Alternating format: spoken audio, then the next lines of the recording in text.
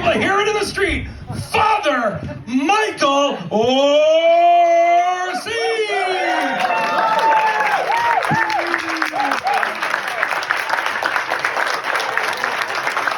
I was an altar boy for many years. I went to Catholic church. At Catholic school, I have to do that. It's the law. Father,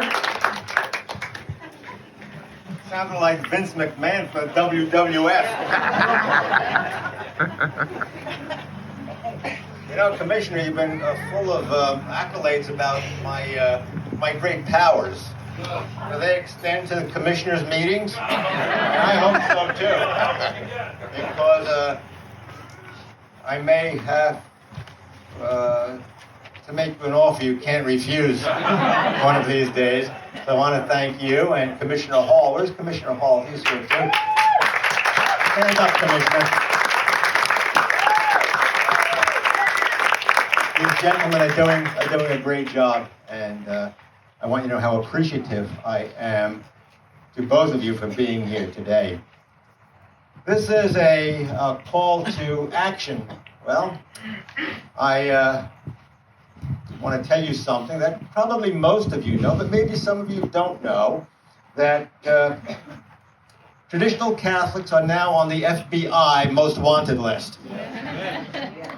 But if you're not a Catholic, let me tell you something. Some of the things I've been reading is that evangelical Christians are going to be added to the list of terrorists.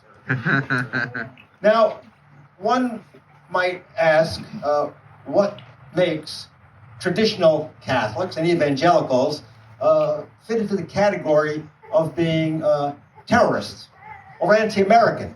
Well, quite simply, the fact is that we believe in the teachings of the Bible. And that in some way is detrimental to the United States of America. What are we against that is so dangerous to this country? Well, we're against same-sex marriage, because we believe that marriage is between a man and a woman. Yeah.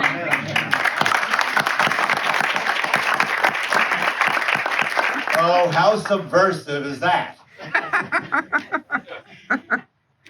We are also dangerous because we do not support the LGBTQ agenda. We believe that God made us male and female, and that there is a proper use for human sexuality. We cannot celebrate perversion. That makes us very dangerous in this country. We are also considered to be dangerous because we are against abortion. Could you imagine that? Those things I just mentioned to you make traditional Christians, Bible-believing Christians, dangerous and subversive to this country. We do need an antidote.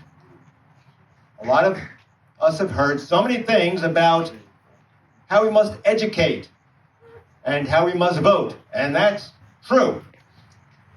But I have found something that works beyond the education, beyond the voting booth. It is the power of the cross. Amen. Let me tell you a little bit about how I've come to this realization, probably a little bit too late in life. Over the past years, we have been going through a manufactured COVID crisis. Yep.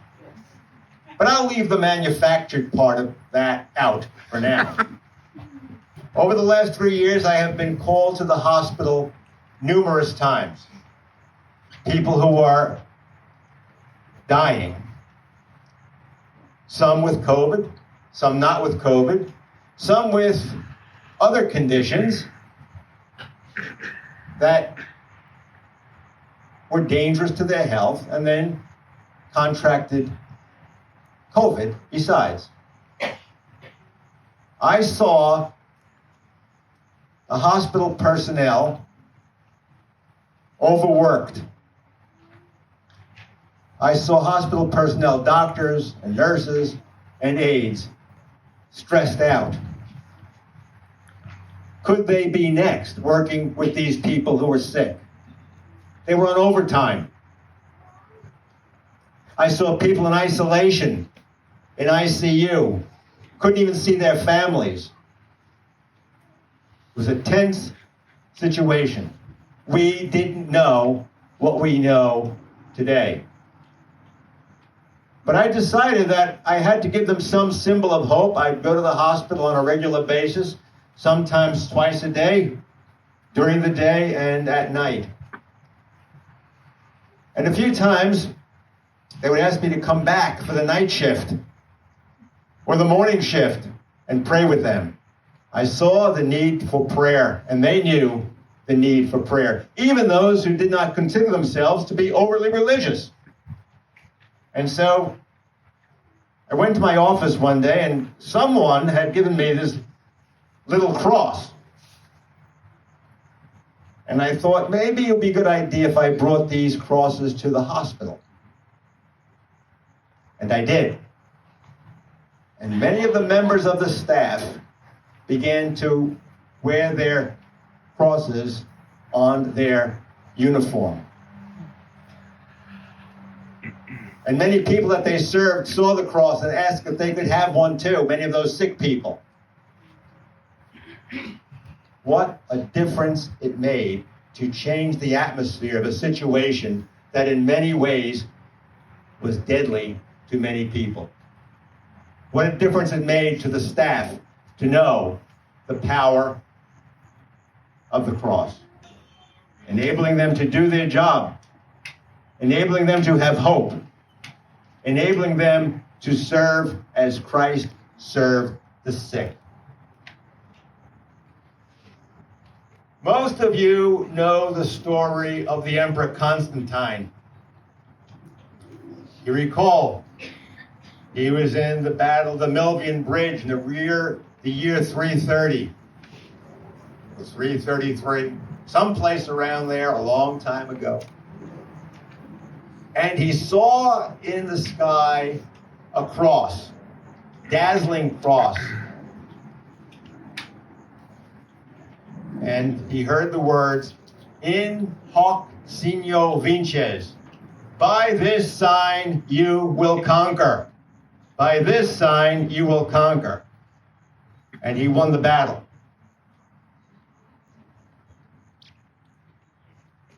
The cross is our powerful sign. It is the sign that will help us to win the battle against evil, the battle against a perverted society, a battle which does not respect the dignity of every human being or the life of every human being, from the unborn to the born to those who are at the end of their life here on earth. This is the sign that will conquer. What's our call to action today?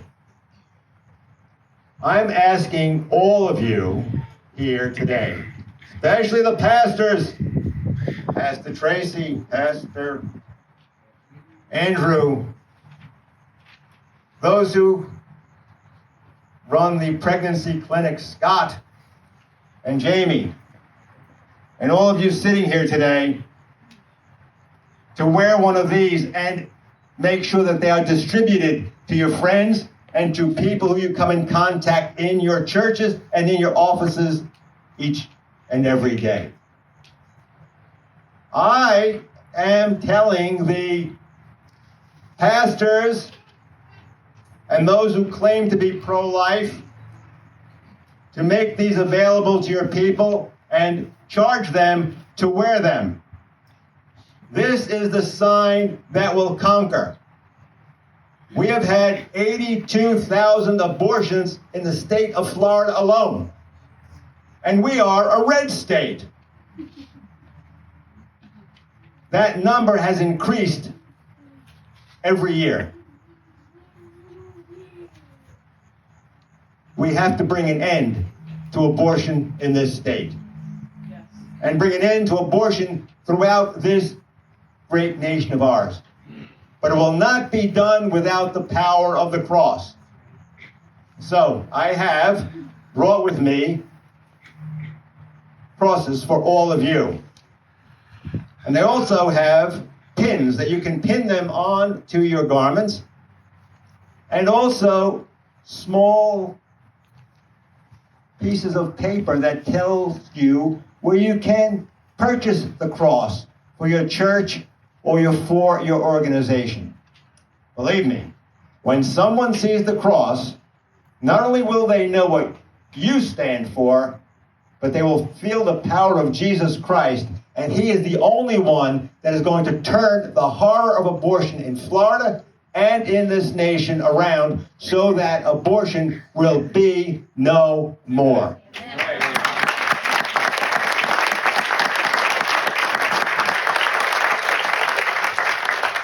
Corporal Cox will distribute the crosses and pins as you approach the shrine with your flowers, and I hope that you will put them on today and every day and pass the word on to your churches that I expect them, if they really are Christian, to wear them.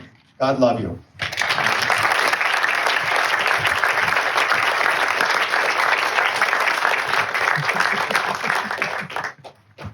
Okay, you heard it. That's from Father Orsi, so that's not a request, that's an order.